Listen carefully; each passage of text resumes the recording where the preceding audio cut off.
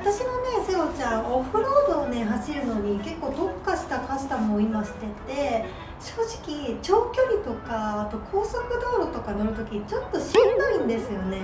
ただね林道ではすごい強いんですよ。結構ねどんなとこでも走ってくれちゃうようなセロちゃんです。で今回ですね、私林道って北海道しか走ったことがなくて、そろそろね暖かくなってきたので本州の方に行きたいなと思っております。ということでオンロードも走れるしオフロードも走れるしっていうようなねカスタムを今からしていきたいと思います。で今回ね実際どこやるかっていうと、まずハンドガード、これね何回もこけてひん曲がっちゃったんですよなのでちょっと今回ねついでにこれも新しくしたいなと思います。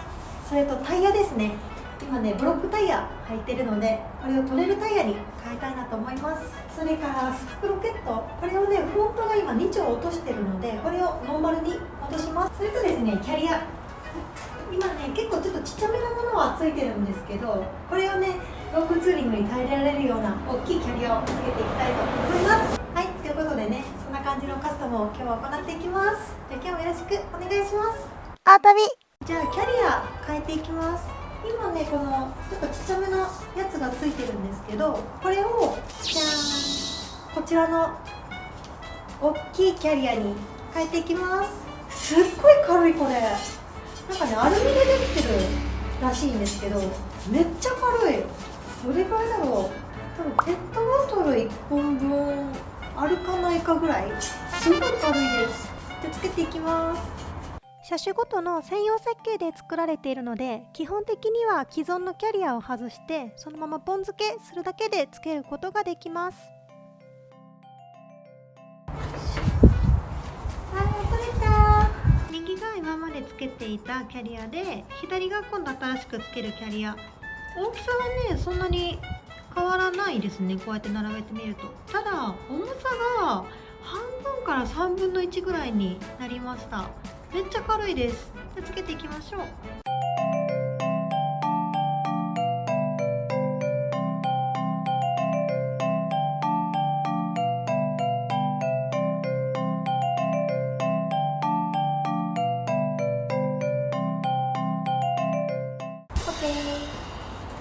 本当はこのねバーがついてるんですけど、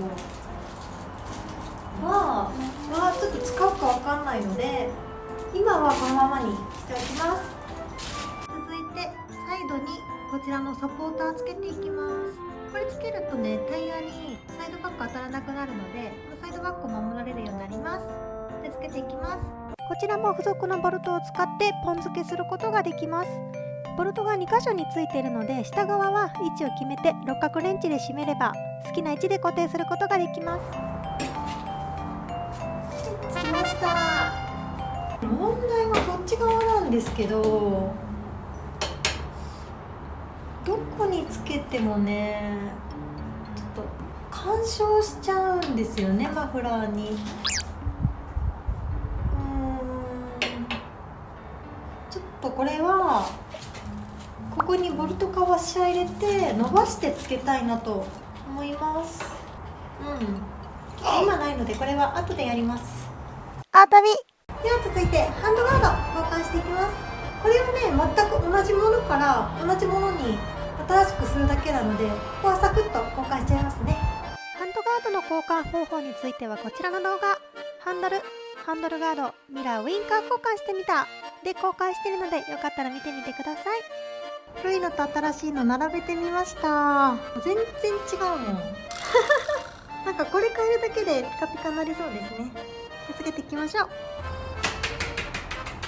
ハンドガードめっちゃ綺麗になりました。いいねちょっと新品感、今新品なんだけどタイヤ交換していきたいなと思います。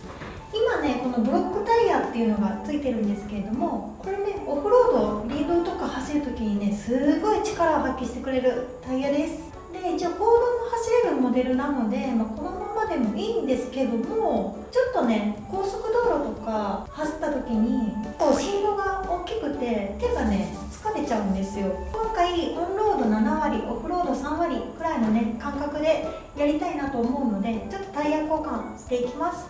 で今回交換するタイヤがですね、はい、こちら E705 っていう新5タイヤのタイヤを入れていきます。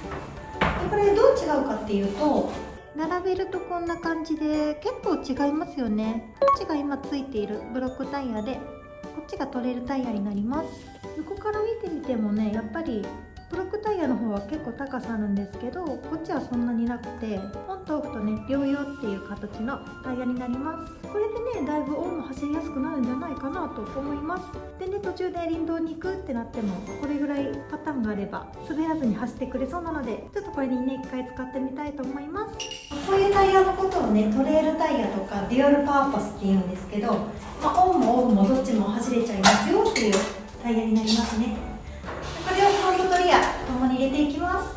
タイヤの交換方法については別の動画、自分でバイクのタイヤ交換意外と簡単ですで公開しているので、興味のある方は見てみてください。今回ねわちゃわちゃやってるところをね撮ってみたので、よかったらお付き合いください。久しぶりにね交換したので、もう交換の方法を忘れちゃってて、何回もこれ違うこれ違うって言いながらやってました反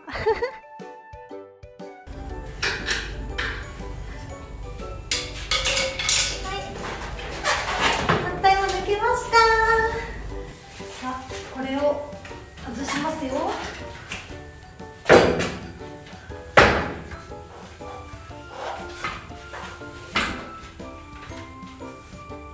チューブが太いからね。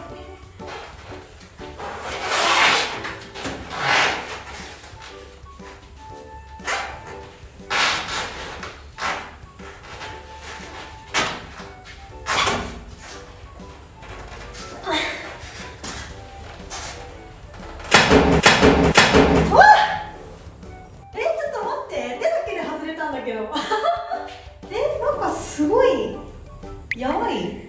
冬じゃないからかな。冬じゃないからかも。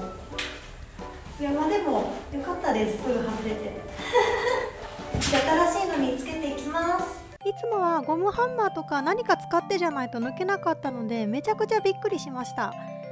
暖かいからねタイヤが柔らかかったのかもしれないですね。いつもこうだといいんですけど、北海道はね冬になるとタイヤ硬くなっちゃうんですよね。さあ残りの作業もやっていきます。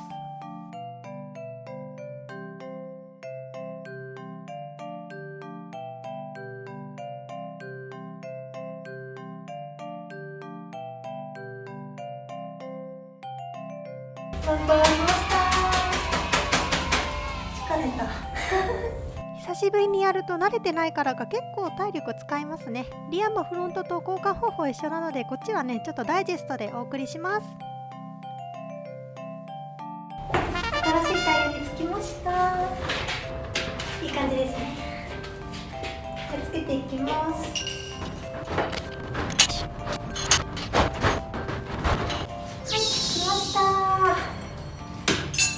続いてはこれね、チェーンとスプロケ交換していきます。